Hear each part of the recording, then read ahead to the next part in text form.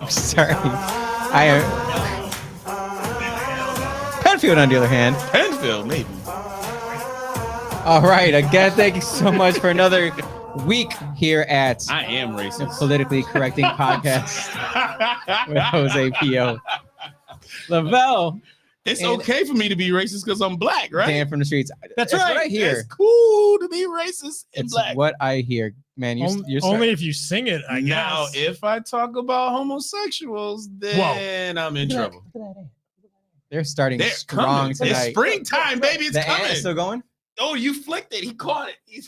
He landed on the wall. We had an ant that was calling on my microphone. Nature. I was Your trying to keep flick it alive. This wasn't strong freaking enough, jerk Dan. over here wanted to destroy its freaking livelihood. Oh Your my God. flick You're so wasn't strong compassionate. enough. I am Jose. compassionate. That's For the God's record, creature. y'all, I'm not racist. Y'all know I'm not racist. No, you can't take it back now.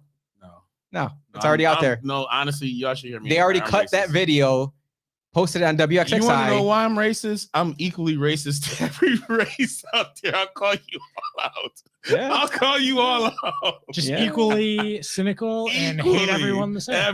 Is it cynical at that point? Man. Fuck all it. No, probably not. You're right. I I'm think about to it's. hold all this heat. I think you need to stop being a. What's that word that you used earlier? Latinx. No. No, the Z word they use in your Zealot. pocket. A zealot. Zealot. You're a zealot. Is what you are. man. You're a Oh, zealot. Yeah, driven by an ideology. Oh, Left knows nothing about that. well, I guess. Well, we want to welcome you to today's Politically Correcting Podcast, where we always share a drink, have a dialogue amongst friends, the kind of conversations you're already having at home, at the bar, wherever you may be. I didn't even freaking cheers yet. God, this guy It's is jumping, female, he's jumping man. This is ahead not of the- everything. This is the chaser. Salute, cheers. This is the shot. No, but yeah. You know what I mean? Look, I'm I'm warming di- up. I'm You know what I'm diverse. saying? Let me warm up. Holy fuck, this is hard. We're starting What the strong. fuck is this, man? Bellmead. Mm. Bellmead. I'm gonna go ahead and name drop that one. Mm-hmm. I'm using Tom's cup here. I think just Tom's cup. The pimp cup. Thank you, Tom. I appreciate the cup. It's very nice. Pimp cup. Anyways, make sure you like and subscribe, of course, as always. And if you feel that we are talking about things that pertain to you, your friends, your ideologies, make sure you share this with your friends. Share this so that the entire world can know that there are people equally as crazy as you Mm-hmm. and you, our guest, and you, Dan. Always. Not as crazy as Austin, though, because he is out there. We are equally retarded. I want to again apologize to Whoa. Wegmans for. I'm gonna again apologize to Wegmans for these guys' podcast earlier. Again, selling the name of Wegmans. That is blasphemous. I'm Did you- sure did Danny you- watches this. Did you hear? No, I didn't hear. I actually heard somebody say in a Oh, non-ironic yeah. way Latinx. Well, I Latin. was in- I in the against aisle? my better judgment went to Wegmans. But this isn't about After me. all the This is Jose's junk he show. talks about Wegmans, He's back again. and he's back again. Well, listen, yeah, I had to. You can't get I had away. to I had to get diapers. Yo, At Wegmans? get them. It was the Wegmans only brands, place man. on my way the from Wegmans Rochester brand. to my home outside of Monroe County. You know, you got like 10 Family Dollars out there. There's always a Family Dollar Damn, out in that- the boonies. They're not giving you enough though. Always. They're not giving Any, you that family pack. Any abandoned mini storage or open field in the country? That's where Family Dollars. Family go. Dollar just Yeah. plops down. Dollar General actually. Family Dollar General, my Dollars. bad. General, I right. really honestly don't know the difference. Family Dollars are the Walmart Arab stores. Oh, Family Dollar, right? Dollar Yeah, General's the yellow one. Family Dollar is the Arab stores of. And then the Walmart. Dollar Tree is a straight up no longer a dollar. Yeah, they. Old news. They're scam artists. They're scammers. Thanks, Obama. They mind you, yeah. Fucking took the words right out of my mouth. That's how you know we've been spending a lot of time. Too with much each other, time. Too man. much time together. Every fucking Wednesday. All right, let's talk about our weekly COVID update real quick. We're still doing this shit. Always, every Ugh. week we have a weekly COVID update, and it is going to lead right into our discussion of why are you so dark? Put the Yo, light on you, 'cause That's I'm that's black, man. Is that racist? I'm black, yo. dude. It's I'm like a it's black like dude on the shining. show. He just scrolled to your freaking video. I'm like, damn, you listen. can hardly see you. Women like Oh, dark hey, dudes. there we Like, go. They don't like light skinned cats, man. I'm pretty sure that's the I like to opposite. enhance my my appeal on Your the show. darkness. Yeah, man. They like that melanin, bro. That dark melanin. Did you watch the toast of the union, the speaker of the union? What the hell is it called? The what the president, State of the Union last State night. of the Union. Cut him off. I'm not even gonna lie. When I first looked at the video, excuse me, COVID. it looked like Kamala and fucking Nancy were like some holograms sitting behind him. They didn't look real sitting in that chair because everything they've done with Biden has been like some makeup setup, right? Like he doesn't give any addresses from like an actual White House office. Yeah. Do you think that was actually at the Capitol? I don't know. Like you can't trust these motherfuckers. Is it a metaverse? I don't fucking know. The metaverse? Yeah, but, true. But I love the fact that all the helpers are wearing masks. Yes, they've got to sell it. Look at that clap. Oh my God, dude. I'm sorry, but I am glad that they pretty much all came out with no masks on. Because if after this, you're still wearing masks, that's up to you. I don't care. But if you're still forcing it after that, and you see that geriatric of a president man out there without a mask on, he is at the highest level of 37% approval rating, 81 million votes, highest level of potential impact from COVID. That man right there, and he came out there maskless, and he walked right through the crowd. So at this point, we're done. I had to walk my son out to the bus driver this morning because she was still having him wear a mask this week, and I walked out there and she had her mask off. I'm like, he's not wearing a mask anymore. Yeah. She goes, oh, no, we're abiding by this. I'm like, he's not wearing a mask anymore. That's it. Period. The president didn't wear a mask. He's not wearing a mask. Well, simple as that. She's like, well, we need to carry one in the bag just in case they change things. I'm like, if they change things in the middle of the day, I can't understand how that's something that you want to abide by. Yeah. Hey, man. Let's bring up the 5 takeaways from the State of the Union held last night. As was it CNBC and NBC? Who are these people? News. NBC News. Let's go down the list real quick. We're gonna spend a minute let's do this because 2 minutes on each one. How could they like? I want to see what your thought. Okay, neither one of you watched it. You watched it. I watched like half, not even half, a quarter of it. This is all news to me. All right, so Biden aimed for unity and got it with a few exceptions. So Biden, the first 20 minutes of it was talking about Ukrainian war with Russia imposing their will on Ukrainian people. He's bragging about how he's getting the entire world together against Russia and imposing sanctions on Russia, which I think is good. I don't have any problems with that because are they listening to Biden? That's what I think he's claiming credit for that. Okay, get the fuck out of here. Nobody listening to this dude.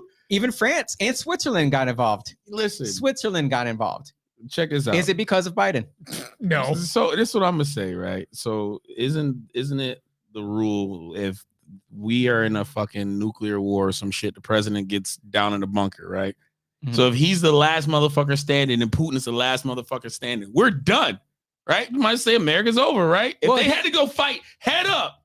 Dude, Putin would be on a horse shirtless. And we voted for this motherfucker. No, we didn't. But you 81 motherfuckers voted for the weakest man on the planet. Whoa. Hey, yo. But all right, but he's claiming unity, worldwide unity. Cap. I'm calling Cap.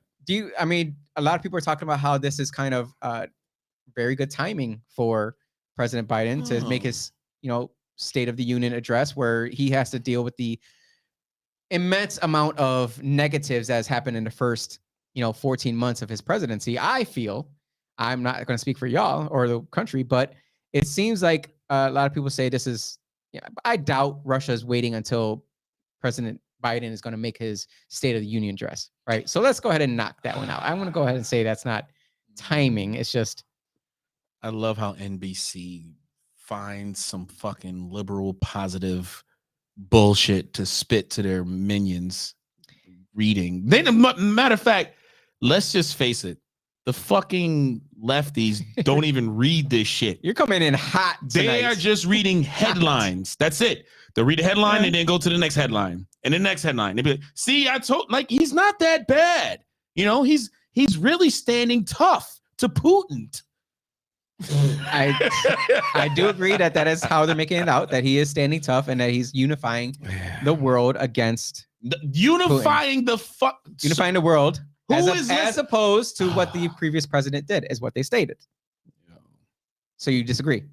No one's ever really listening to Grandpa. Do you disagree? Well, I'm listening to Grandpa because he said fund the police. We didn't even get to that yet. Oh, I'm sorry. Jeez Louise. Second one, Biden aimed for. Oh, no, that's not it. Second one. That wasn't the first A one. COVID victory lap. Was it? COVID victory A lap? COVID victory lap. This before mostly motherfucker, what the fuck? Yo, there's nothing that they released about COVID that was not said from fucking day one. Nothing. Yeah, but that was misinformation then, and it might still be. So, in the essence of not getting canceled, shut the fuck up. Okay, right. Our economy also grew at a rate of 5.7%. He states. The strongest growth in the economy in nearly 40 years. They love that word, strongest. Yo, when Democrats get in office, they use that word. We've had the strongest growth in this and that in infrastructure funding. Well, to be honest here, they can't be wrong about that, because when we were at our lowest last year, and if we did grow, it was probably at a fast pace. So everybody got I think it's a usage of numbers there. The 5% number there is just a usage of, yeah, we were pretty freaking low last year, and now, we're at a better place, and it happened faster. So I don't think he's wrong there. They need to stop that. Just like you said, right? Just to play with numbers, Yeah. So were we down 15, 20%? That's a good question. See, these are the type of questions we were kind of close to like recession numbers when the lockdown kind of happened, and then I can say that the stock market has been down quite a bit in the past 3-4 months. There's really no other place you can go but up, motherfuckers. Right, but they can't say that because it's not a positive note in the State of the Union. But you know what it is? This is the thing. The majority of these motherfuckers on the left, He's said the F word at least 10 times already. Don't have any idea of how an economy works. They just don't. Oh, what the hell? They don't. They don't. Well, they are telling you how the economy works in the next one. They're blaming inflation on corporate greed. That makes sense. There we fucking go. You know what? I'm done. We only made it to number 3. I'm ready to I'm done. We got what Joe Biden does in his pants left to go. What the fuck? Number 2. Corporate greed. He said that inflation is robbing families of gains of higher wages and job growth, and said his top priority is getting prices under control. This corporate greed rigged the election for you, fucker. How many corporations funded Black Lives Matter, funded that whole emotional feeling roller coaster? Scroll down a little bit more. And allowed this old whatever the fuck he is, Weekend at Bernie's motherfucker.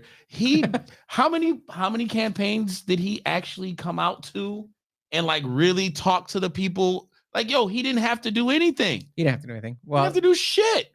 And during the pandemic, he says these foreign-owned companies raised prices by as much as 1,000% and made record profits. His big thing, though, and I'm with him on this, was this next part where he said he called for boosting domestic manufacturing and passing the U.S.-China competition bill, saying it would make record investments in emerging technologies and American manufacturing and help fix supply chain problems. When was this back during the Obama administration? Well, we didn't have the problems that we have today. Right. But when was this back then? When was the corporate greed fight back then? When it was pretty clear that the corporate greed was gobbling up homes by the dozens, foreclosing on houses by the dozens. Mm-hmm. And do you know what they did? Do you know what Eric Holder did? He literally just bypassed all the mortgage fraud that was happening, gave the bankers a slap on the wrist of like a $1 billion fine when they already stole $700 billion of tax money, right? Look, who can take him serious when he talks about corporate part greed? Of this issue is, what are we talking about in emerging technologies? Are we talking about electric cars? Are we talking about lithium production coming from Argentina? Have you checked the stocks on lithium's going to go through the roof? If you're going to how am I thinking already? If you're going to invest in something, go invest in lithium. Lithium, silver too, right? Well, you can always put your money in precious metals, yeah, right? And mining. Yeah, but see, we know that shit, but it's right? not coming from the United States. Yeah, but it's tough because you can put your money in gold, and gold hasn't risen at all in the past like 2 years. Yeah, but it's consistent. It's consistent, but it hasn't. Yeah, Hasn't it hasn't fluctuated. lost any Yeah, money but if you look at that compared to what other things have fluctuated, like Bitcoin.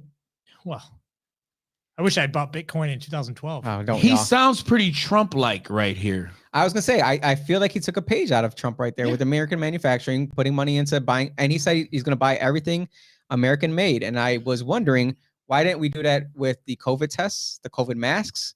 Like we COVID came from China, and then we purchased all the equipment that we needed for COVID from China. To me, I'm really upset by that. I'm not gonna lie, I'm really upset by that. Where are the China sanctions? Oh man, It seems like the Democratic leaders like have this. Don't put it all on secret- Democratic leaders. They're the ones that's in control of the Leaders fucking- is a bold claim. That is, I mean, that is. Yeah, a that's what he's saying. I would say that are in office at the highest level of the United States, right? okay. Those guys. All right, Right? the last portion here is Biden pushes anew for Build Back Better priorities, which he does include clean energy, which I do have investments in, which I'm happy that he's going to keep pouring money into that. It's an IT, what do you call it? One of those things that has a whole bunch of different ones inside of it. I have no idea. I just invested in it. I don't know anything about this. Childcare and childcare, which skip it. And universal preschool for 3 and 4 year olds. Universal preschool for 3 and 4 year olds. Fuck no. Okay, why? Because have you seen what they're teaching kids in grade school and public grade schools? Yeah. Now you're forced. Let me give my children to the state to indoctrinate further And tell them that they can be girls and boys and fucking lizard frogs. Dan's got a point. I mean, you probably thought you were a lizard frog anyways when you're that. Old. I don't think I'm a lizard frog, Jose. You know you are. Yeah. So 3rd and 4th grade, Don't deny 3 and my 4 year olds, not 3rd and 4th existence. grades, 3 and 4 year olds going to school early. Plus, if they ever go back to distance learning or online learning, they have to create Google accounts again. Google is going to own them For 3 and 4 year old. for 3 and 4 years because they're doing it for kindergarten, or they did it for kindergarten, did it for 1st grade, did it for 2nd Yo, grade. when we're 60, we're fucked. I'm homeschooling my kids. Well, that's where a lot of people are going. going. That's another thing with the school choice. And then the last part, democracy versus autocracy, which I'm happy to see that because Biden did state before. Remember, he was like, oh, China, Xi Jinping and Putin are saying that autocracy is better because it's easier to make changes quickly. And that was not that long ago that he said, kind of agreeing with them. But then he said this time around that democracy would beat out autocracy. Well, I like that Biden can explain that away and be like, well, you know, but then Trump comes out and says, well, you know, Putin was a genius for declaring Ukraine independent in order to station his troops in those 2 zones on the east and west borders. Biden, this is, you know, he's a sympathizer, Biden. Mm-hmm. You can see it. It's the typical Sympathizer Democrat. with who? With Putin in China. Okay. In what way? In the way that he wishes it was an autocracy. He wishes that this is how it could do. You saw it with the executive orders. Mm-hmm. I saw it. You think that's he wishes that could be full force. Gotcha. Okay. So he wishes that he could actually do that, Yeah. bring that to America, be able to create the laws, switch everything just like that. Yep. And everybody must fall in line. He already. I don't know. We'll see because everything that he said, you know, with these 5 points, he said, falls in line with what most people are thinking right now. Are they not? In talking about American manufacturing, going back a few points, you're going to talk about putting America first. Yeah, that's exactly what that is. You're not. You haven't, and your actions haven't shown that thus far at all. That's the difference. I think that in politics, there's a lot of talk, but then the actions, once they get into office, they tend to not have the actions to support everything they talked about. Doesn't put America first sound like a continued slogan to make America great again? Put America Yes, it first and make America great again. So that's our weekly COVID update. Buy American except for oil. Yeah. Yeah, Yeah, man. Yeah. Vicky's got a good point about universal pre-K being taxpayer subsidized daycare. Yes, that's what it is. That's what I have a problem with is that I specifically chose not to have children by making sure I practice safe sex. Whoa. Didn't have sex before I got married, I mean. Every time? You never went to the crap table? No, I didn't have sex until I was married. I'm a good boy. Fuck is wrong with you? I was playing and craps, so boy. I was out there. And so that way, shaking and baking. I wouldn't have to pay for daycare. So I don't feel like my tax dollars should pay for that. Like I do. I feel. Am I wrong for that? I agree because hey, listen. If you make your baby in private, you got to pay for that motherfucker in private. Like, yo, it is what it is. Like, all right. I'm glad I'm not the only one that feels that way. Yo, and this has nothing to do with our guest here. Everything we talked about here. No. Let me put this precursor out there. Had nothing to do with our guest. This is just our 15 minutes of. Everything. Oh man, 21 minutes. Oh my God. Sorry about that. Of ridiculousness. I'm gonna bring on our guest now. Austin's gonna put on the video for him. We got my peer, my cohort, my fellow city councilman, who's also be careful. Yo, president. Don't he look like a character out of SOA? He look like one of the Mayans. Oh, the new one? Have you seen some of boys? He know Miguel Melendez. Before we keep going, we always get inside the conversation before I actually say the person's name. Miguel Melendez here, president of that City wasn't Council. racist what I just did, Miguel. Right? I gotta ask you, city council motherfuckers. I gotta figure which one I can joke with and which one I can't. You know what I mean? He does. He's gonna try and push the buttons to see how far he can go. As I think you've already told from our first. I'm not even trying to. And he's also Chief Community Engagement Officer at IBERO. So, Miguel, thank you very much for coming on. Thank you. I'm used to it. I get it from all angles anyway. Yeah. Yo, Latinos don't care. They're going to come at you and just talk that. Well, I'm surprised why you just a homogenous group now. You know what I'm saying? Listen, man. Okay, not all. I guess not all. You're right. My bad. Thank you so much for coming on. And I wanted to make sure that people get to know the person that's heading city council because, a lot of people just don't know. And I want to make sure that you have your voice and make sure that people who follow me get to know who you are. Because, a lot of people think I'm the only Latino on city council. And they're like, who's Miguel Melendez? What the hell is this? I'm like, man, y'all need to pay attention, man. Some things are happening in this city. So let's talk about your background. Where are you from? How were you raised? Talk to me about how you got to where you are today. Sure. Well, first and foremost, thanks for having me join you today. Thanks for listening to us. Yeah, listen, a different way of thinking about certain things, but I'm happy to be here. As far as my career and where I've come from, born and raised Northeast Rochester. I'm a native of the city. My father came here from Autocracy, Puerto Rico in the 70s. I was born in the 80s. I lost both of my parents, so I like to put that out there first and foremost. I didn't know that. I knew about your dad, but I didn't know about you as well. Yeah, I lost my mom when I was 9. I lost my father when I was 15. So very early, I became the man of the house, if you will, because I have 3 sisters, no brothers. Oh. Thankfully, I had 2 older sisters, though. So my oldest sister did take me in at that point in my life and kind of shaped the way I am. I try to. I'm definitely a resilient person. If that is something that people don't know about me, but I did go to city schools. Graduated from St. John Fisher College. I started my career at IBERO when I was 22. Been there 13 years, so that gives you the math. I'm 35. Young buck. Yeah, young buck, I guess. My birthday is this month, though. So happy birthday! Thank you. Happy birthday, man. And as far as my journey to city council, a lot of the work I've done at IBERO has been community-focused, community-based, centered on community development, neighborhood development, and the trajectory. I did a lot of work with the city, and I saw the opportunity. Jackie Ortiz left city council in August. I think it was July or August of 2020, and I put my name in the hat, and the rest is history. So I've been appointed and then now elected. This is my first full term. Just started in January. Fantastic. Also, you've talked about IBERO a couple of times. What is IBERO for those out there who don't know what this even is that you're talking about? Sure. So, IBERO American Action League was founded in 1968 as really the strongest and most prominent Latino serving agency in upstate New York. It really started as an advocacy organization, and then it's kind of over the years built out to be more about providing services in addition to doing the advocacy. So we've been around, about 54 years almost, and the work that we do centers on the Latino community, not just in Rochester. We started in Rochester, but we have IBERO business centers in Buffalo and Geneva, And then we also have a presence in the capital region now. We just merged with another Latino serving agency called Centro Cívico. And so we're kind of expanding the footprint of what the work we do.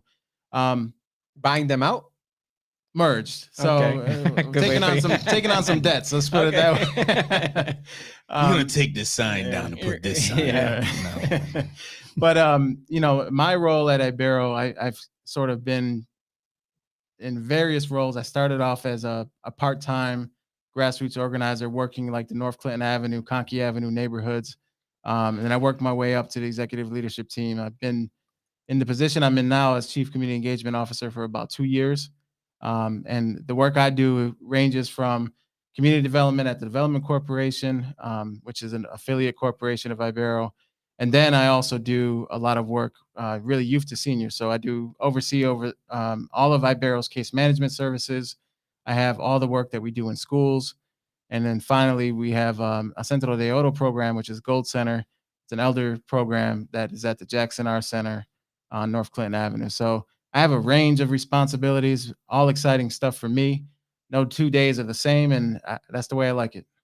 I was going to say, I have no idea what you actually do there, because as a community engagement officer, I feel like that spans so much. Like you could just, you can do so many different things. And that, so what is probably your favorite part of the engagement that you do? What is something that you could say, you know what, I love all my children, but this child right here is actually what is my favorite. I think the community development work that we do. So, the North Clinton Avenue, Conkey Avenue area, over the years, we've established El Camino Trail, which is a 2.25 mile trail. It's the only trail that goes through a residential neighborhood in the city that I'm aware of. We have affordable housing projects that are in that area. So we've done El Camino Estates in 2 phases. That was in 2010 and 2012, providing 50 units of housing in that neighborhood.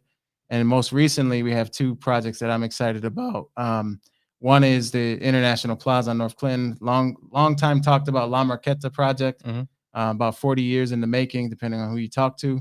So that project is very exciting, and there's a lot of work to be done there still. And then we are doing 104 units of housing through a project called Pueblo Nuevo that's also being done in 2 phases.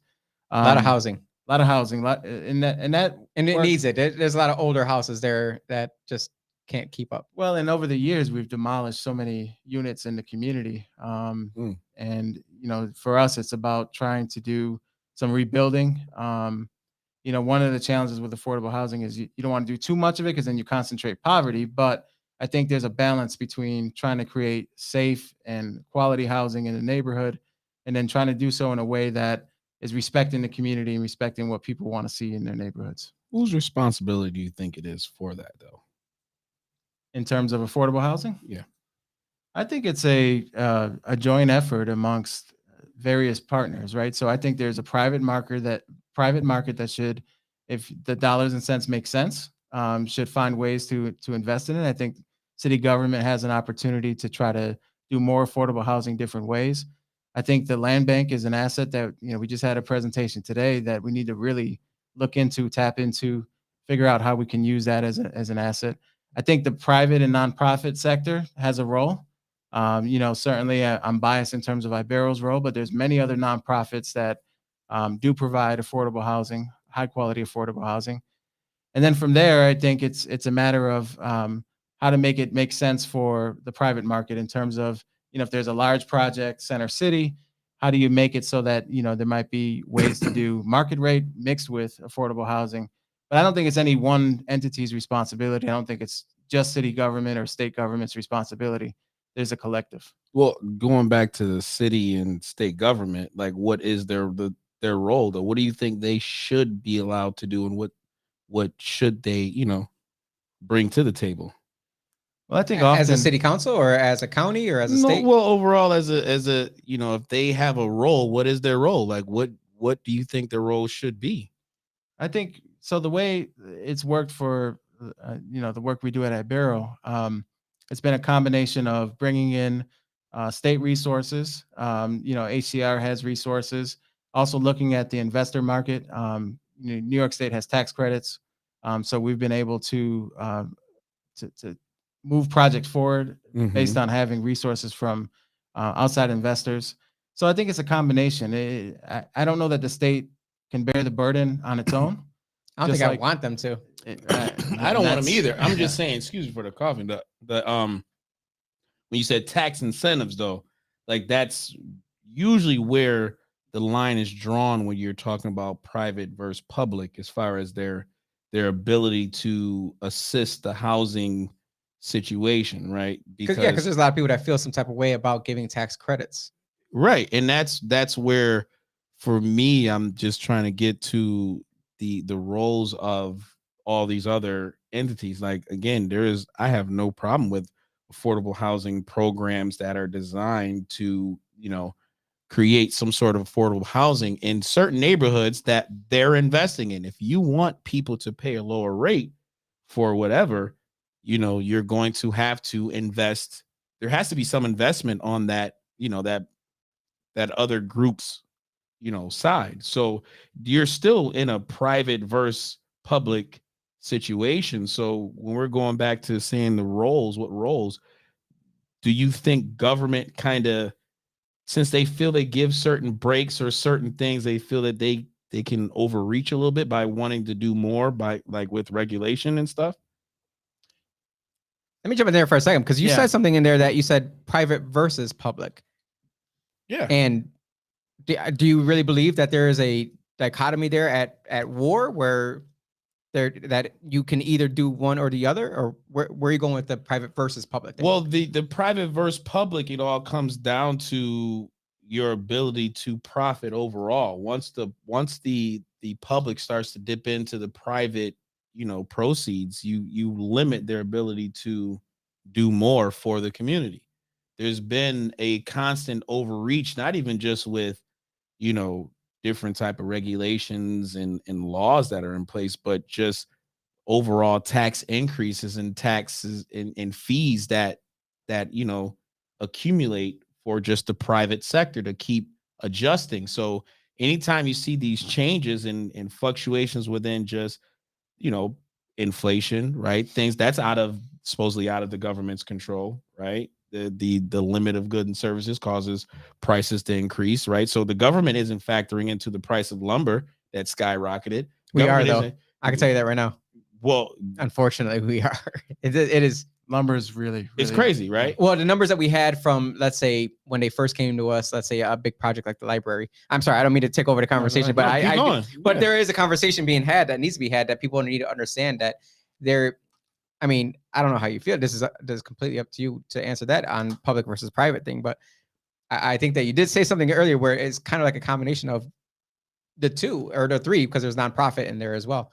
But there's been times when, like the library, where they came and told us, hey, it was going to cost this much last year.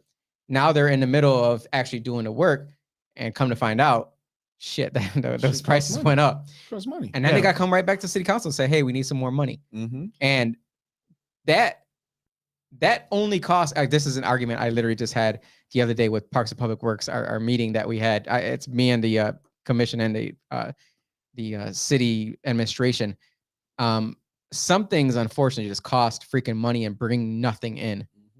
Like that overlook of the library that keeps costing more and more and more. And they keep coming back to us for more and more money. And it does happen in the housing section as well, where they say we can do this build out, which was Ibero involved in the build out over at La Marqueta, the apartments behind it? Yeah. So all those units that are near the international. So talk about those, that exact example as to how all those kind of combined, whereas public taxes being used for private entity that's building it, and then a nonprofit that kind of comes in and helps out. I don't even recall who's all involved with that. Yeah, so let me just say this on the lumber piece. This project's been under construction for about a year or so, year and a half. From the moment we started to where we are now, the dollars that have increased in construction costs, all the contingency pretty much eaten up by lumber. So lumber has really gone up in terms of cost. In terms of those kind of projects, there's a whole application process through the state. So you pull together partners, including someone that might be a construction consultant, construction manager, And then you submit jointly, you submit an application to the state. And then you have to also, in the same breath, try to find a investor that will buy state tax credits to be involved in the project. That's a hidden thing in there that most people don't actually understand. Which is very different than, what we hear about in terms of like, oftentimes you hear about challenges with people getting tax breaks. Center City construction project, someone gets a break for 10 years. That's not what this is. This is very different than Can that. I ask you this question though? Yes. Like just your opinion on it. Why do people give a fuck if someone else get a tax break? That's for Because people to they answer. assume that it means they're gonna have to pay more. That's Or- the dumb. Or they feel like it's interpretation. as if this dollar amount could be used for something else as opposed to this. But what they don't realize is that each section has their own budget. So if DES has this budget right here and they're using it for environmental services, and people say, oh, we could have used that dollar instead of putting new signs out there, for speeding radar signs, we could have used that dollars to put it towards social services over here. And that's not how it works. Yeah, well, I hate that answer. I hate that answer. no, Not but how it works. again, But this just off of the common citizen that that when we use these arguments, it's always about if someone gets a tax break, they think that it's someone wealthy. It's just getting over on the system even more. You know what I mean? and they also think it's a zero-sum game. Like if you would give this person a tax break, that is costing someone else something, but they can't really answer what that something else is.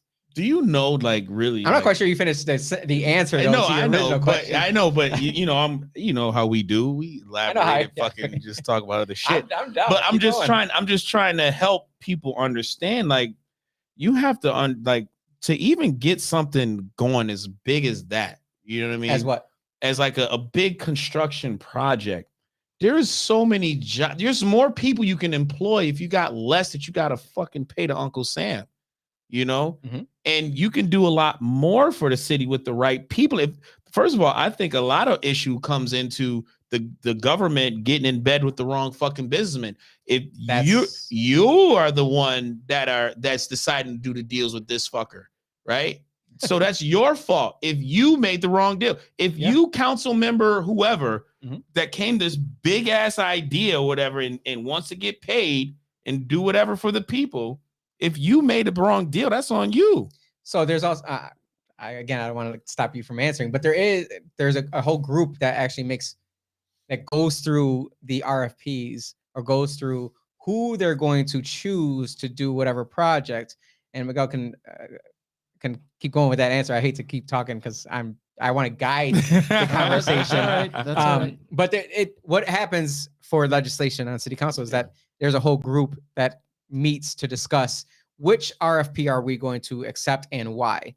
And a lot of times that happens to be this company right here has already done business with us. We know they're good, and they've hired a bunch of minorities, women, people of color, whatever it may be.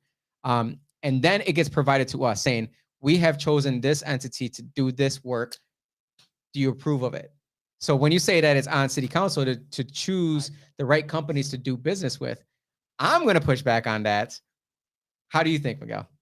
Well, I think, there is a process on the administration side in terms of determining Before it even gets to us. Before it gets to us, who is the city going to recommend they do business with? And it's on council then to review and decide if they want to move forward. But there's certainly been conversations regarding why is this company chosen when they are from Milwaukee, right, over a more local company. And they have us, there's a system where we ask questions and they're supposed to provide us answers within a certain time frame.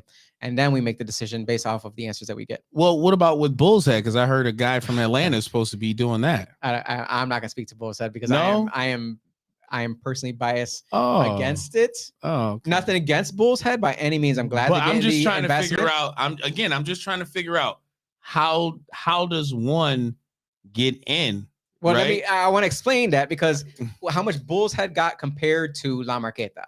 That's the problem I have, is that Bull's Head, it seemed like a lot of money was going towards the end of our past mayor's tenure. A lot of money.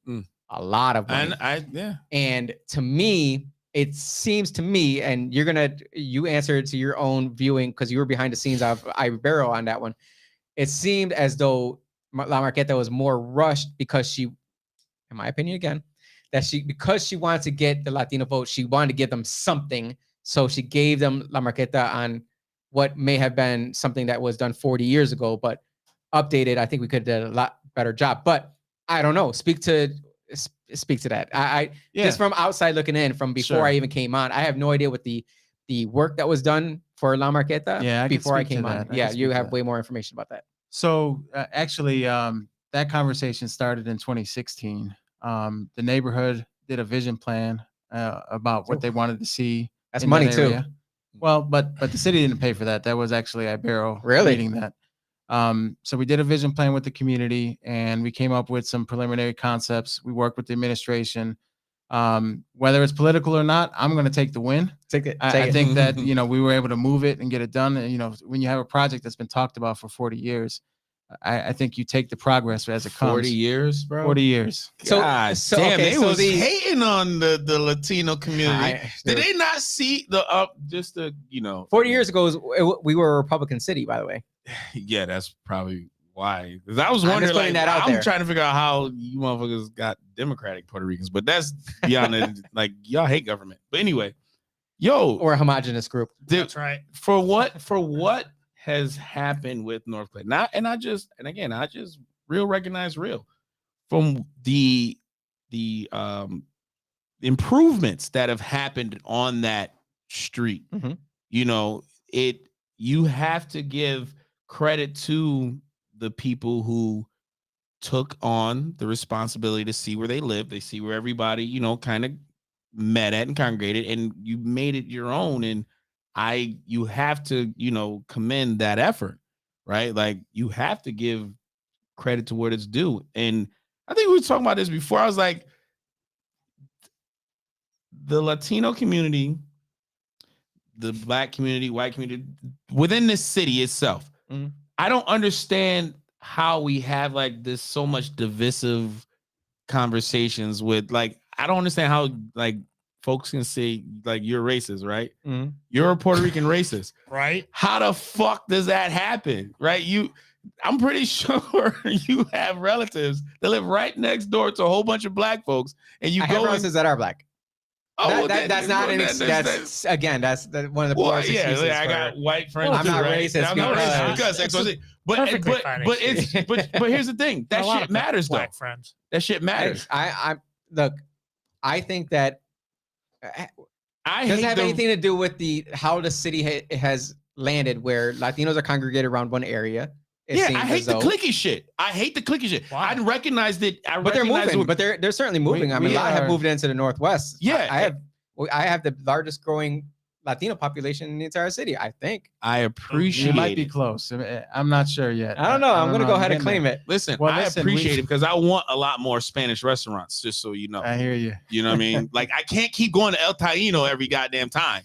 Right? I can. But someone on the radio asked me what was my favorite Latino food place, and I said, "Do you want me to get killed? Do you want to get killed?" That sounds about right. Yeah, if I named one place, I would never be allowed in any of the other places. Oh, so you in trouble. But do you see it as well? Do you see that there seems to be a congregation, which of course there is, because the Ukrainians did that as well. What's wrong? Polish the way we view this is, this is an opportunity to not only bring the Latino community together. I think this is a central gathering place for that neighborhood as well as the Latino community, because that's part of the branding that we focused on, is trying to go towards more of an international plaza instead of, designating it for one group or another. Because that neighborhood is about 50% African American, 40% Latino now. So it's ever changing. It keeps changing, and we want to be, inviting and creating a nice atmosphere. The other thing I'll say on the population shift is that 40% are also outside of the city. 40% of Latinos now live outside of the city. They ain't sick of that shit. So we're moving all over. We're done with this shit. Well, they tend done with Scranton and they tend to want police presence, right? It makes sense. It makes sense. I'm it's coming. Joe Biden told me so. He did say fund the police. Fucking Trump. What did you think about when he said that?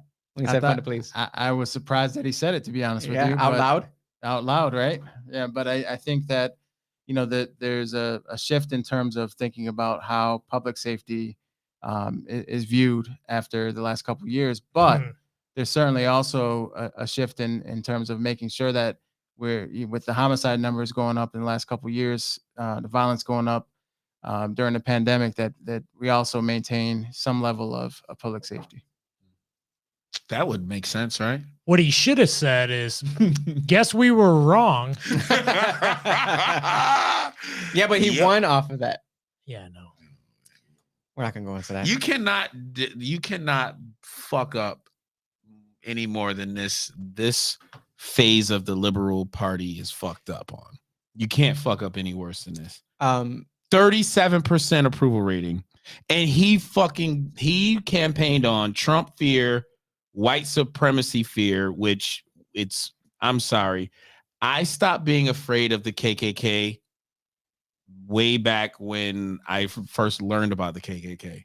I never Have knew you ever they, seen a KKK member? Never. Okay. I never seen This it. has nothing I to do never with our gave guest a here. fuck about white supremacy. But again, it's just speaking to the party, and a lot of the shit that they spoke about, like defund the police, is disgusting. And another thing that's disgusting is rent control and fucking coming in and trying to regulate that market. The same. Why? The average median income is $35,000. The same, Where? In Rochester. 35,000? 35,000. Do you know what 35,000 can get you? 35,000. I know because I live off of 35,000. And that will 36,000 off of city council pay. And that will public record. That will easily get you a home. You can buy a home. I encourage you can't say easily anymore. Well, if you got some fucking rent, I mean not rent. If you got some fucking but what do you think about the people? And this is for our guests too. The people that are let's bring our guests back into the conversation. The landlords, slumlords down in New York City that are thinking that they can charge those types of rent. See, but that mayor needs to get in. Like that's that city's problem.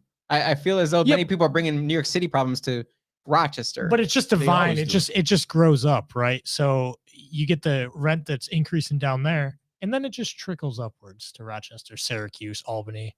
Or let me put this out there. Or there's a lot of people who are escaping New York State in terms of investments, and they're selling these properties to foreign investors who don't live in New York State, who just saw I can buy a house for $150,000 and it's on Clinton. Like they have no idea what this area is called, what it looks like, what the crime looks like. It does not matter. They want to purchase a house that is providing them with cash flow in general. And they want a tax write-off on top of that. Yep.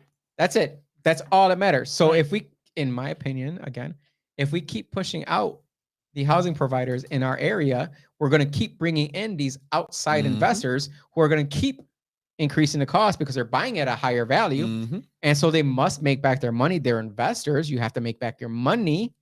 And if they don't make back their money, guess what? All this housing goes back into the stock because they're going to be dilapidated, and they're going to be a blight for the neighborhood because they're like, you know what? I'm not making any money. And these people are destroying my house. And I just don't want to pay anymore because I'm a foreign investor who has no ties to America and you can't do anything about it. Well, so even added on top of that, now you've got the projects like La Marqueta. Do you think that stuff like that is increasing rent in that area? I mean, it has to be. Well, what's the average rent there? Home values? I mean, I think in general, when there's investment in a neighborhood, home values, there's a propensity for it to go up. But I think in this specific area that we're talking about, we haven't seen it yet. We've seen a modest increase in home values, but nothing to say that this is going to gentrify that particular. But shouldn't you want to? Like I hate when people have a problem with values going up because I have fully utilized the increase of value in my home. Because my home increased in value, $40,000 within 2 years. If you own it, but for a renter in that area, that's what we're talking about. Okay, so what do you think about? Listen, what should we do as a house city on Durnan Street right now for sale for $85,000 fucking. On what street? Durnan. There is. Listen, I don't know where. Is it a 3-unit? Durnan Street. Durnan. Durnin off How many of units? North How Avenue. many units? How many units? It doesn't North matter. Avenue. It It's matters. fucking North Cash Street. I'm sorry, flow, North cash Street. flow. 2,000 square foot. It's a Okay. multi-family. Okay. 85,000. How many They units? all are. 2 units. 2 units. 2 units, each side renting for what? 800? 85,000. Do you know what that Bro, would? you know how much money you can make on that? Do you know how much? Talk that to the shit people about how much costs? they can. No, talk to the people how much of an opportunity that is. Yeah, you're right. You're right. But we're talking about cost, though. We're talking about But see, the cost. thing is, that's where your talk comes in of rental increases, because that's $85,000 now, and rents have increased for a half unit house, even on Durnan Street. Doesn't matter, a half unit house at 1,000 square feet, 2, 3 At bedrooms. 85,000. You're probably The at housing what, market's 3? hot though. Right. You're like What are you gonna rent it out for? How much for each side? So let's say You. principal interest about $400, right? For 85. How much are you gonna rent it out for? Oh, for me, Yeah. east side over side. in that area. Yep.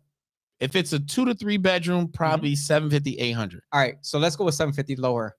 $1,500 a month. You're bringing in revenue on an $85,000 house on Durnan Street. What do you think the PITI is on that? Who's gonna live there? Does not matter. Somebody will live there. Who's gonna live there? And If you're- pay if you're on on time, every time. If Every you're house. if Do you're we have only a housing charging problem that, in the city of Rochester? that's low. Do we have There's a- enough housing in the city of Rochester? The answer is, well, depending on who you talk to. I think we don't have enough housing. Right. So if we in don't have Rochester. enough housing in the city, good housing, Good it's like housing. quality housing. Yeah, but what does that mean? Let's define Well, that. okay. If What do you think 'cause- quality housing would be considered? Well, at the very bare minimum, in compliance with code enforcement and have a C of O. I mean, that's the very bare Yeah. minimum standard. Which is pretty Okay. good in the city of Rochester. I don't think we have well, low the, standards by any means. challenge that we have in the city right now in terms of code enforcement, and we've been talking about this, is that we have about 8,000 properties without a C of O. So there's a lot of challenge with keeping up with the housing market as it exists. But with the C of O, it doesn't guarantee, anything, right? You can have a good C of O for 6 years and have a motherfucker move in and just fuck your shit up, right? True. And then within the first 6 months, they're complaining about shit that needs to get fixed because they fucked it up, right? So What is this inside information that you're giving us? no, it's just facts, it's just Right. period. What It it might is. just be you, though. No, not necessarily, right? So I'm trying to play devil's advocate here. no, I get it. So, but let's play devil's advocate, because it's always ahead. about the person that's providing the housing, thinking that the housing provider are always the one that wants to get the tenant out. Fuck that. I want you to stay there as long as you want. Okay, so I'm that's a saying different as long as mentality you than what can. people have right now. They feel like you want to get rid of them to increase the rents. Well, who the fuck is they? I'm just saying. So they, That's the right? Who narrative have right now. this, the narrative is like every landlord wants to evict the motherfucker. No, who wants their house not making money? That's stupid. That's stupid. It's the most dumbest thing you can kind of use as an argument. Do you own rentals? I do not. No. Okay. You should get into the game so you can understand. Well, shit. the And see bullshit. what you've been dealing with? Right, I so- can tell you though that we had a situation a few years ago, a brand new house, built from the ground up, where when we had a tenant in there that wasn't paying rent, and we had to go through the process. Who's and we? Ibero, sorry, Ibero had to go through the process. There was about $30,000 worth of damage in the Damn. property. And That's how long? fun. And how long did it take to evict? That I couldn't tell you. I wasn't 6 part of months? that part of it. That's the Process. problem. Like, so Well, with the they C of say O, they say it only takes 2 weeks to evict. Well, Right. here's the challenge, though. I think if we're having a holistic conversation, we do have to acknowledge that during the pandemic, people weren't paying, and now we have this huge bubble of folks that are in the eviction process. And because the moratorium ended in January 15th, there's a big push to try to figure out, well, what do we do to stabilize housing? Now, I understand that people will also say, well, you should have paid, and that would have stabilized. The easiest your- way to your- stabilize your- is to your pay your housing. rent. Yeah. I understand that, but I think that this is a reality that we're dealing with that we have to figure out. as did a we community. forget the stimulus checks? The stimmies? Did we forget the Yeah, but how much did you get in stimmies? stimmies though? Regardless, What, didn't we forget the $4,000? stimmies? The bottom line of it is you have a responsibility, right? Like, Well, and it's a chosen responsibility. chosen too, 'cause responsibility. You sign a lease agreement, and you're not A contract, a Right. business contract. and you're not paying that rent. But that So doesn't I fail matter, to see though. How, well, no, I think it does, because I fail to see how, if you're not paying that rent, why should you stay there? I'm according with to you. Mary and Stanley, that shit doesn't matter. This is not. Well, and so City I council's think talking- what I think a lot of people, Not their city issue is they say, well, rent's too damn high. Okay. And and I can't move my 17 kids with me. Okay. I gotta stay here. Okay. I actually we had somebody say that rent was too high because, and she's on a tenant union. Rent was too high because she was spending, I think it was $2,200 a month on rent, and it was That's an a lot. apartment downtown. This is what you do. Tell me what you do. You fucking downsize. Oh, You find something that you can on Durnan. afford. There's a place on Durnan that you can right purchase there. $85,000. Yo, if you want to change your community, you Who's talking should not. And this is what I said to Whose community? What community? to whatever community you live in. Let's talk about Rochester. Let's talk about our inner city, right? Okay. But if you are living in the burbs and then all of a sudden it gets too high for you to pay, Mm-hmm. all the knowledge that you have out there with the Joneses, bring that shit down to Durnan. Well, let me tell you what. Hell. Let's talk Bring about it what. down. No, you don't want to Let's rent talk over about there. what is Hell probably no. going to happen is that a lot of these houses that a lot of the people in the suburbs, which they were hit also by COVID, businesses, they a lot of people out there own businesses, and the businesses were closed down or shut down now, whatever.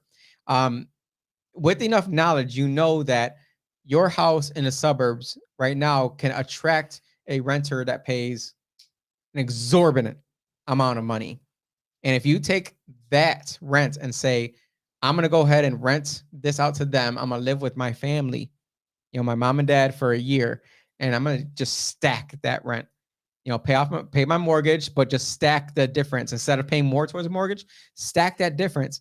And then let's say you're making, let's just say $600 a month over a year, $7,200 on top of whatever you're saving because you don't have the same costs, RG&E, telephone.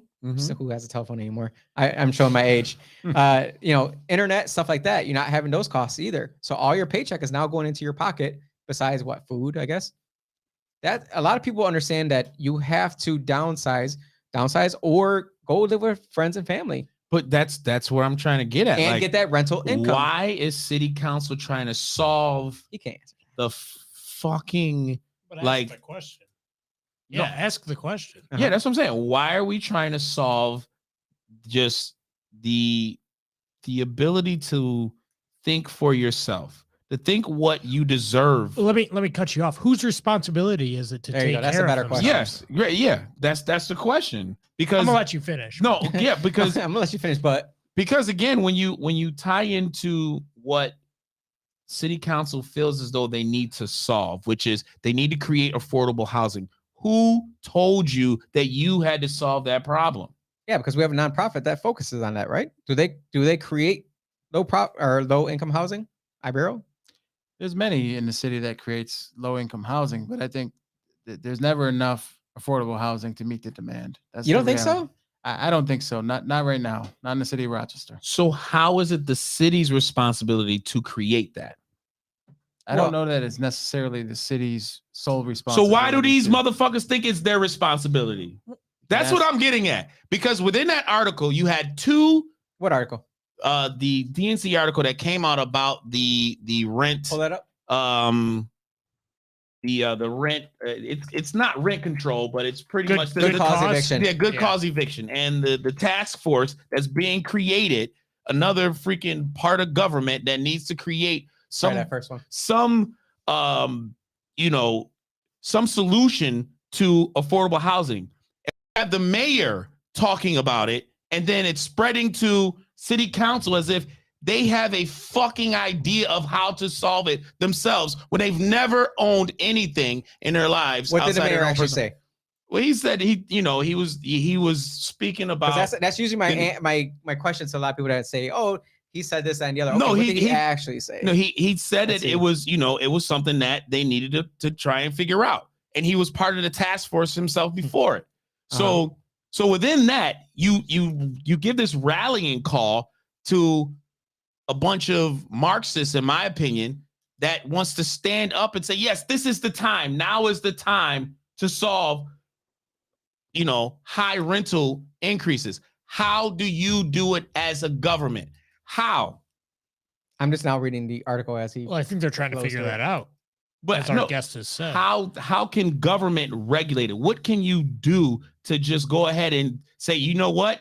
We're going to make the investor do this and that so that he charges less for this and that going forward? Well, I'll say it this way. I think the work of the Housing Quality Task Force is to fix some old problems. I mean, I talked about the C of O issue in the city of Rochester. We have some units that have been about 10 years without a C of O and still renting. Yeah, So that's the problem. the argument about the 5-6 years, the C of O renews every 5 years. We're still not caught up to even the 5 years. So we have to fix that. I also think that I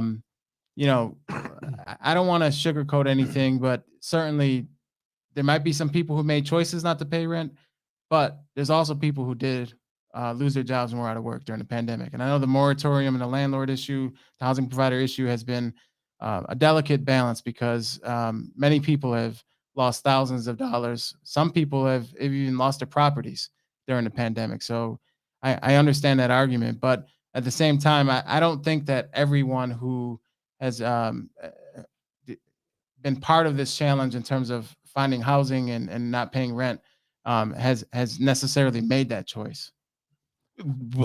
Regardless of the, the sad part of that aspect, right? Mhm.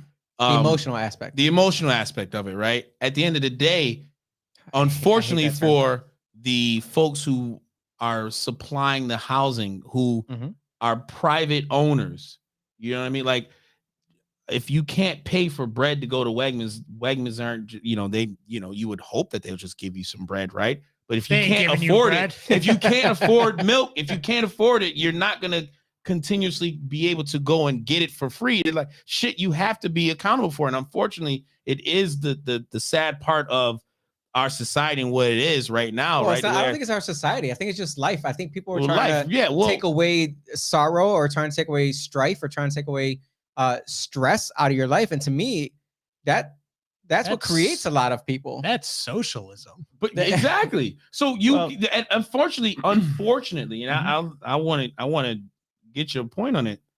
How can you try and solve bad things from happening when it again, we live in a world that is built around money, financial system. Like this is capitalism. This is what we have. So how do you feel about that? Like, unfortunately, if you lose your home or if you can't pay your lease, the lease or mortgage doesn't say if and only if you can't afford it after X amount of years, we will let you live for free. Like, that's not in any contract ever written. Sure, understood.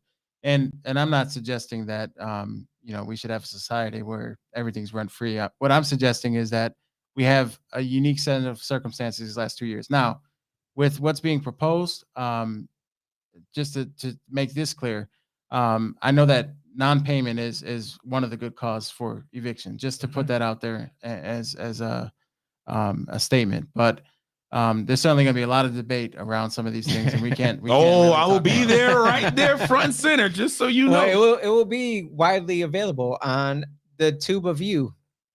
YouTube? Yes. Oh, great. Because I just want to keep you going on that point. Like that one? Right? Because there are so many other unique situations that happen within just the landlord renter relationship, because you have troubled tenants that could be paying on time, and then a good cause eviction law states that if someone is current within their payments, they're not they can't be forced out, they can't be evicted, their lease automatically renews, which I think is complete bullshit. But might you be biased about that opinion? 100% biased. I don't give a fuck. Like, if you're a troubled tenant and if I don't want to rent to you anymore, I don't care if you've been there for 20 years, get the fuck out. You're done. Bye. So do you think that maybe when someone was talking about how they're trying to take away... If you're a troubled tenant and I don't want to rent to you anymore, you're gone. I don't disagree. What I'm saying is there's been a lot of speculation when they said you will own nothing and you will be happy. You want to bring the World Economic Forum on this? It sounds like it, right? So why the hell are these... Again, I'm only calling them out because they're within this article. Mary Lippin and Stanley Martin, right? You're welcome. Why are they literally gung-ho on He's not gonna answer that. You know he's not gonna answer that. I'm trying though. I'm trying because it's rooted in compassion, Lavelle. Oh, that is true. It is compassion. It's just misplaced. But what is it misplaced, or is it? Yes, it's just not. Is it lacking understanding of the other side? It's why men right now are awful because their mothers cared too much. That's okay. You can't say men. Yeah, I can. I'm grouping all of us. We're homogenous as well. That's how do you? I'm very passionate about this because I'm only passionate about this because you're involved. Of course, but when you know what you know, and you see the opportunities for the people who they think they're being marginalized, okay, all it takes is just for a little bit of inspiration to let these motherfuckers know. Listen. Don't think that renting is your only way to prosperity. Don't think that working is your only way to prosperity, like working for an employer, right? Giving up your hour for $1. They have folks thinking that their solutions is what's going to get them closer to prosperity when none of these motherfuckers know anything what the fuck they're talking about. I think you're too zoomed out.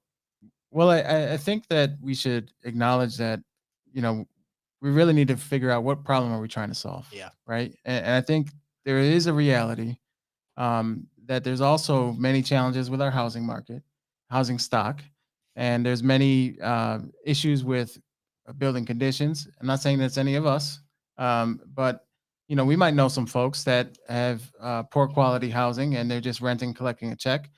And so the balance of trying to make sure that we don't let our residents live in poor conditions, at the same time trying to convince folks that we need to come up with policies that are balanced and equitable, and make sure that, you know, people who want to invest in a city also have an opportunity to invest. So that's the strike. Connect the bad tenants, right? The tenants who are in bad situations with good landlords. No. Connect the bad tenants with the tenant association, who is supposed to support them by showing them what they are doing wrong so that they can improve their capability of getting a better apartment, maybe. Well, that too. I mean, I think that should be the exact reason why we have a tenant association. We can create a database that puts all these motherfuckers that nobody should rent to in a pool. No. And then all the people that we should rent to in a pool. Put all the really good renters in a pool of saying you deserve the best apartments. I agree. And I think so. When the mayor, before she left, they came out with the leasing first time home buying program, right? There's some lease program that it came out with. I think is that the land bank thing? Lease to purchase. Lease to purchase, yeah. Urban League. Yeah, that's so I look into it, right? And I'm like, all right, let's see. Maybe this could be something, right? Because, you know, let's check and look. Mm-hmm. And again, it's supposed to be something for the community. And they like, you know, bravo, Black power, let's do this. And then you see the people that is, because again, when you're dealing with any type of grand scale operation of housing and leasing, you need somebody to manage all of the leases and the tenants that, and I know the government, I know the city of Rochester doesn't have a department that handles leasing and all these other different types of RHA. Not what? Whoa. Wait, your boy was Are you talking about the one that was robbing everybody? The one that functions and works, that's not corrupted, right? You know what I mean? Wow. So I look at it, and it's this, and maybe it's just their way of kind of separating from the Rochester Housing Authority and saying maybe we're trying to clean our act up. But it's they're different now. My actually one of my guys is like, it's like a white it's a white private leasing company that's handling that. No, they are. I looked it up. Now again. Are you trying to say something about Dan? No, right. I'm not trying to say anything at all. Definitely corrupt. But all your you guys are the minority today, FYI. We are. I'm on 100% Dolo. Start singing Ebony and Ivory. Oh yeah, because we got two of these. Right, it's 2-1 of it. I've always been the. but what I'm saying, when government tries to create these grand ideas, they go back to the private sector again. But you're not going back to just some mom and pop like myself. You're going to somebody that's well established, that are the ones you're trying to get rid of to begin with. No one's trying to get rid of them. Oh, they're not trying to get rid of them. I think they're trying to get rid of them. Oh, so I think they want them to do it for free. Oh, so they can make more money though? Well, I think it's reparations, right? Oh fuck. So I'm impressed with how you are able to handle the different personalities, not only in this room, but also on city council, because there are different personalities on city Sure. council. So how do you deal with that? Because The eyes. He's It's very. the He's got even calm kill. eyes. I think it's got to be like vodka or something. No, that's Russian. You can't have that anymore. No, it's Ukrainian vodka. Ukrainian vodka. Well, listen, for me, Because I you've think handled the questions from this man yeah, very like level at Like, all man, times. listen, dog. Right. I've been through the storm, dog. You Right. ain't rattling me. Well, I didn't say he's rattling you. What I'm saying is that he's responding in I a very think- level, I tighted manner. appreciate it. I think it goes back to my community experience. You know, I've been yelled at. You know, I've been in community tables where people have been upset with something that's going on in the neighborhood or whatever. And so for me, thinking about city council, we're very diverse right now. Diversity in thought, diversity in, you know, where we come from, the backgrounds. Where does Mary fit in that diverse side of things? You think he's going to answer something about? No, one I particular just want to person? know because she's very diverse, right? She grew up in Penfield, somewhere like that, right? Silver Spoonish. Continue talking. Yeah. Well, so for me, it's also about not personalizing things. I know that we all have different opinions. I don't agree with Jose on everything. Jose doesn't agree with me on everything, but we're all elected. Yeah. We're all elected I'm to proud be of that. here. We're all Right, elected right. to be here, and we all have different thoughts and from our different backgrounds. And I feel like the role of council president is to try to bring that diversity and thought together to come to some decisions and solutions and move the city forward. I can honestly say, you know, I didn't know Miguel before being on council at all.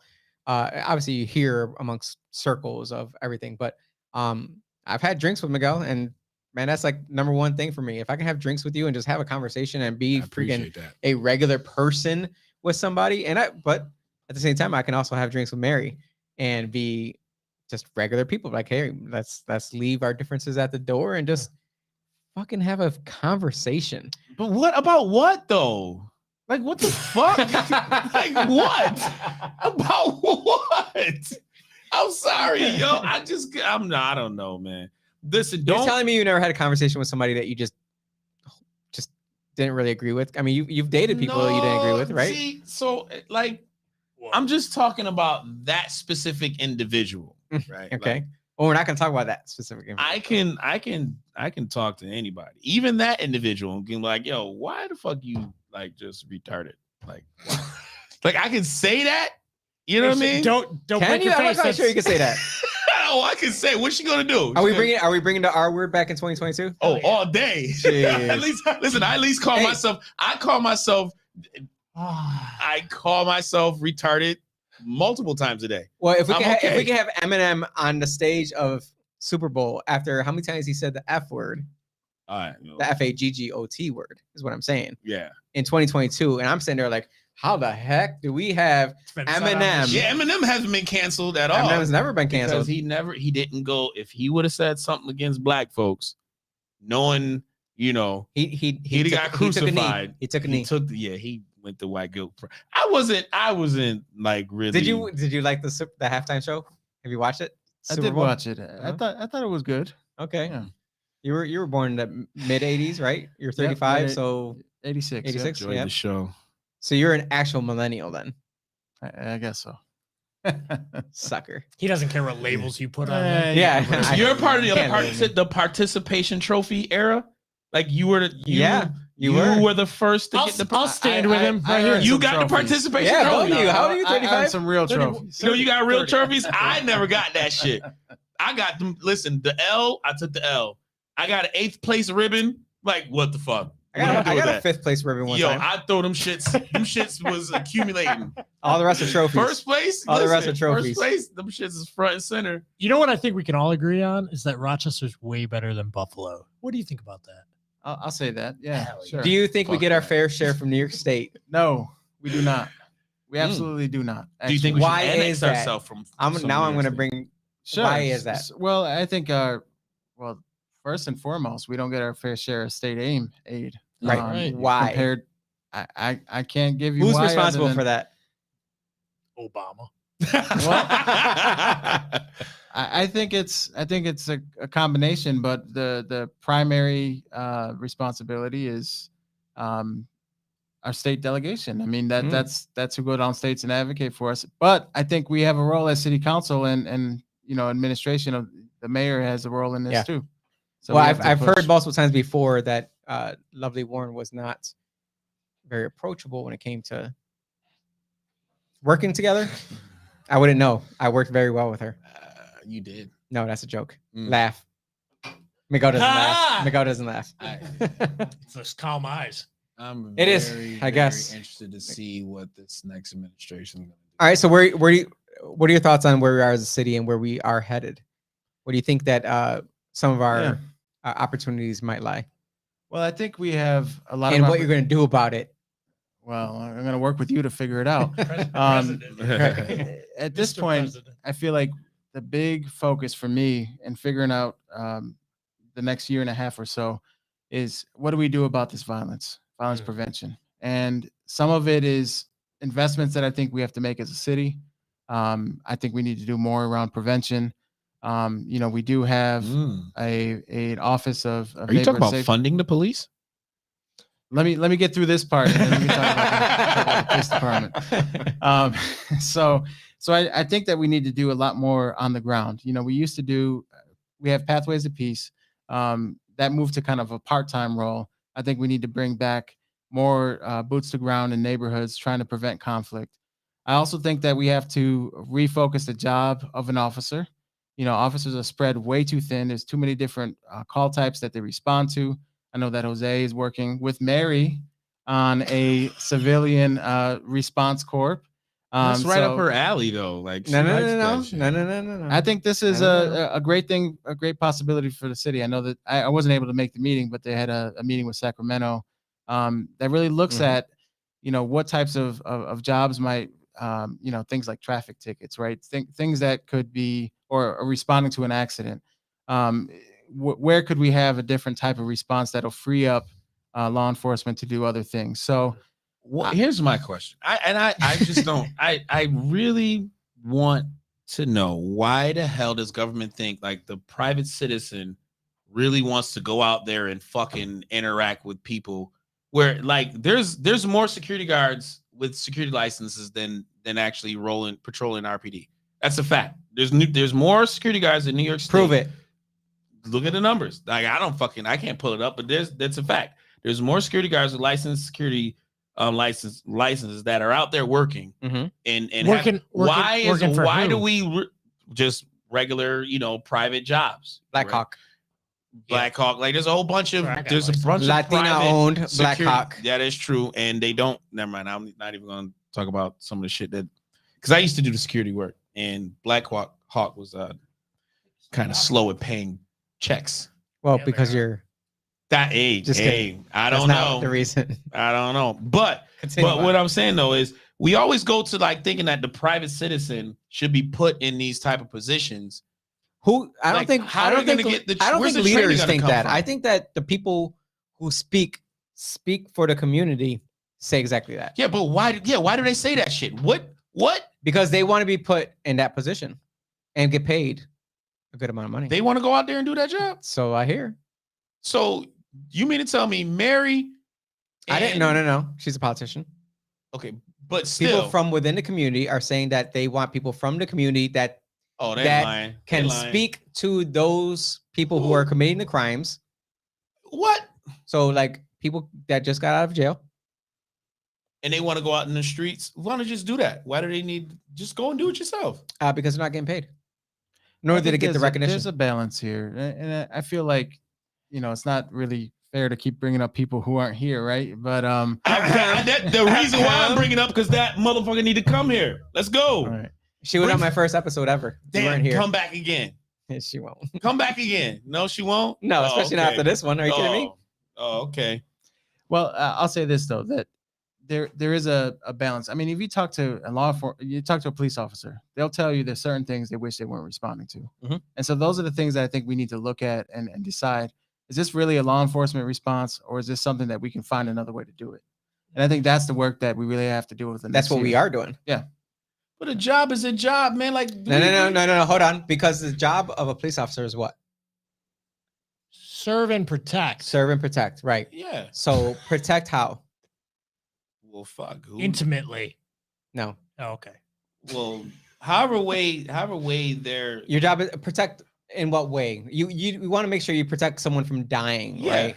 Or from getting stabbed, So right? they're first Pretty responders. Okay. They are literally Okay. right up there. So with, should they show up to, let's say, hey, my grandpa hasn't answered his phone in a couple of days.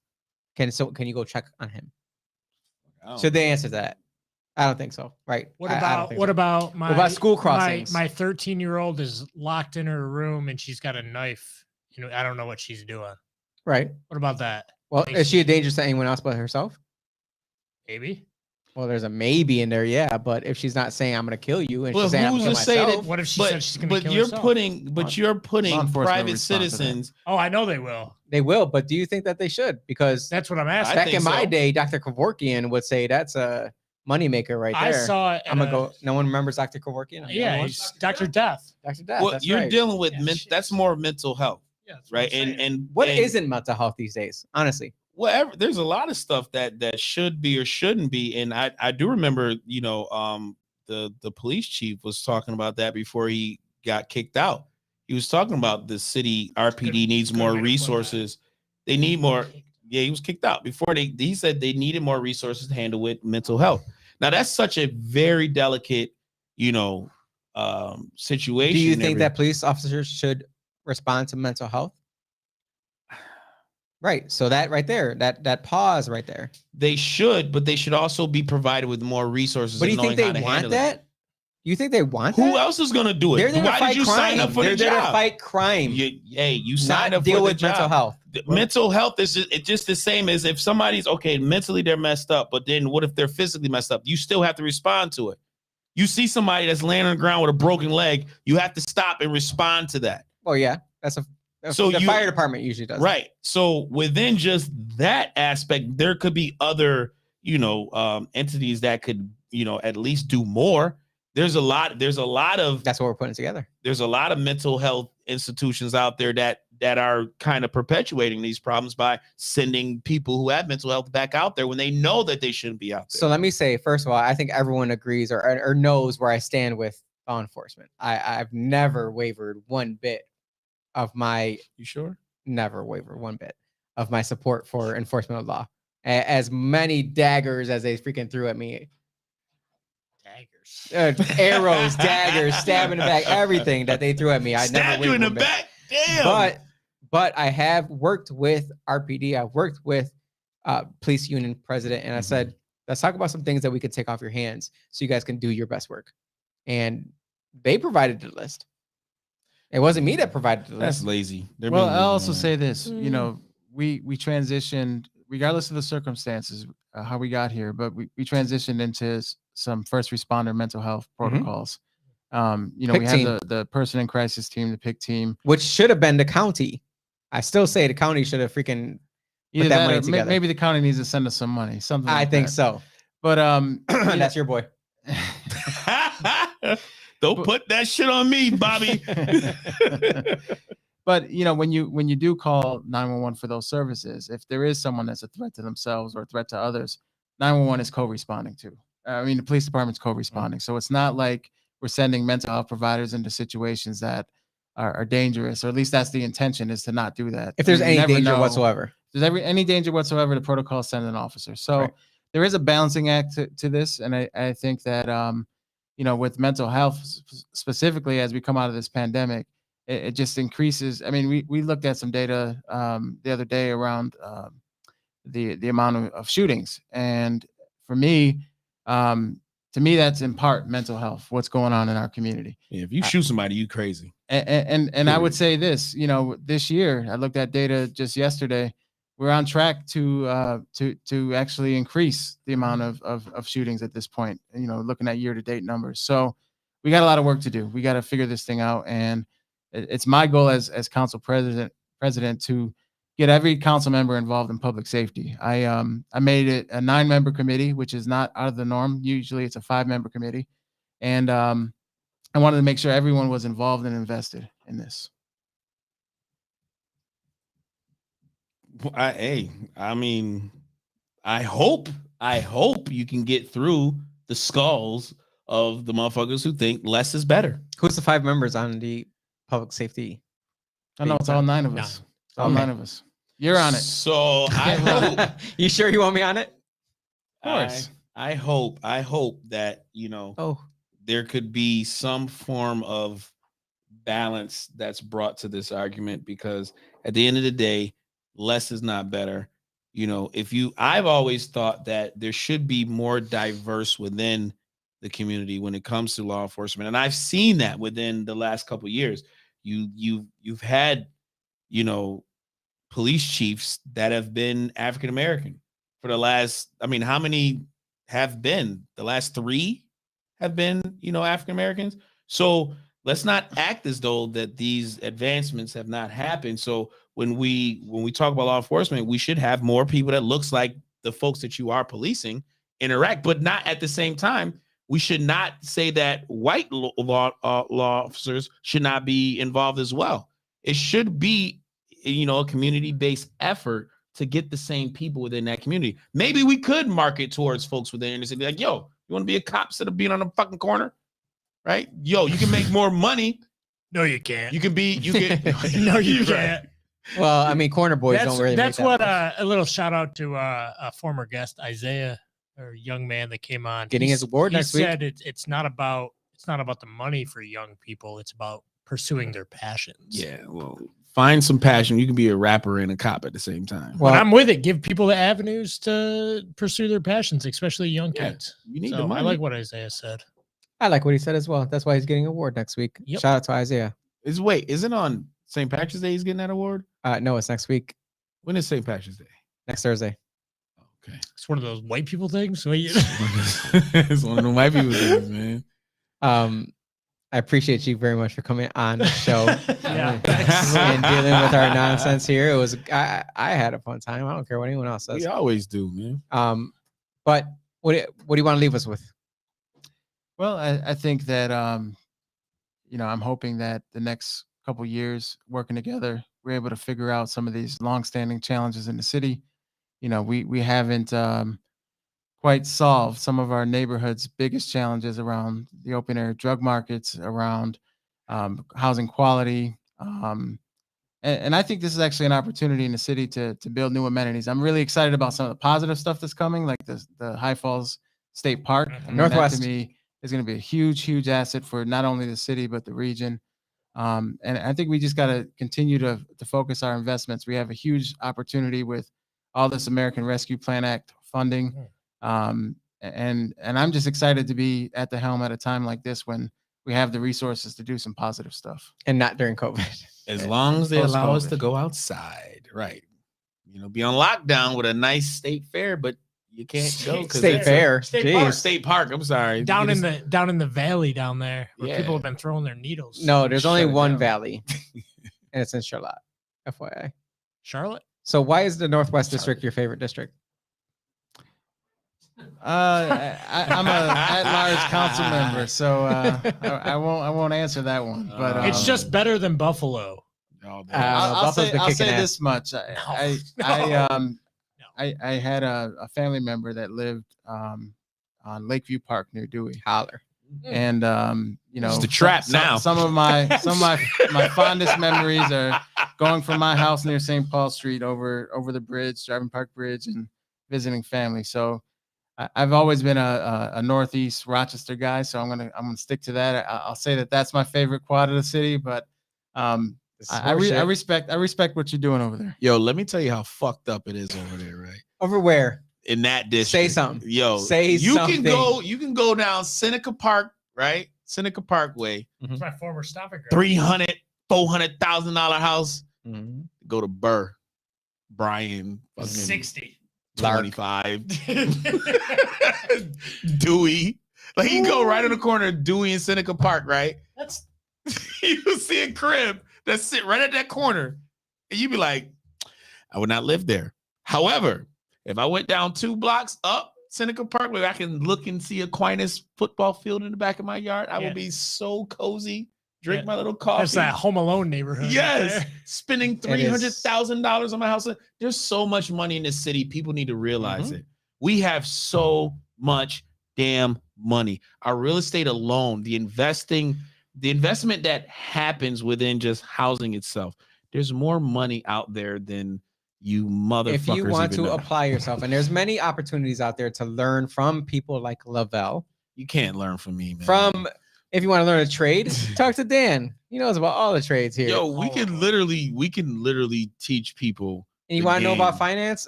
I'm your guy, Yo. man. I know money. Listen, Money. How to make money on money. Laissez-faire capitalism, my friends. I Hey, love it. I'm with it. Keep the government's dirty hands out of my pockets. That's what I'm about. instead of coming in and regulating shit, city council. You can't say that in front of the president here. I can because he knows exactly where I stand. Well, I appreciate you very much. he for knows coming where I on. stand now. Goddamn it! Yeah. You didn't wear the hat tonight. Yeah, you probably wore it the first 20 minutes we were talking out The here. red one? No, the aluminum foil hat. Oh, I thought. Oh, That's I not our forgot hat. about That's that. a So what previous gets me- You know, it's podcast. crazy. It's a previous It looks podcast. like a super large like titty with the largest nipple. Like this is the biggest nipple. You ever see what they look You like? see the nipple? Why Y'all see wouldn't this that be nipple? the condom tip? That's Yo, nah, this is a a post big ass titty with the longest nipple. That's what you want to end us all on? This is feeding. Thanks the for kid coming on, Miguel. You're welcome for 20 this years. ending right here.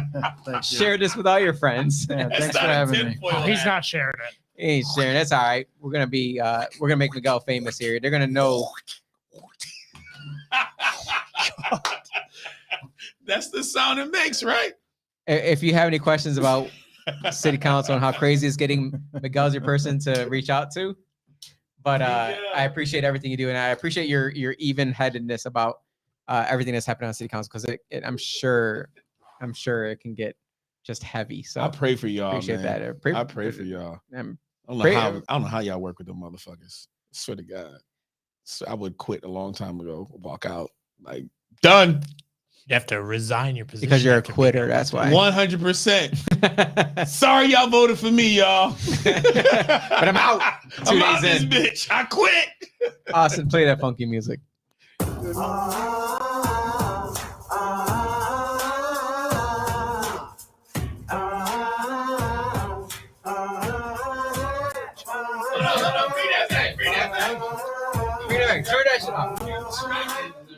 Hold on, we're not ending quite yet. Dang. Oh my God, I can't believe that just happened. If amongst your travels, amongst the Latinos out there, and you come across John Leguizamo, let him know I'm looking out. I want him on the show. And if somehow you go to a Kanye West concert, go to his back office or something like that, because he's crazy and he needs some of your mental help, let him know. I'm also trying to reach out to him. Now, Austin, play that funky music.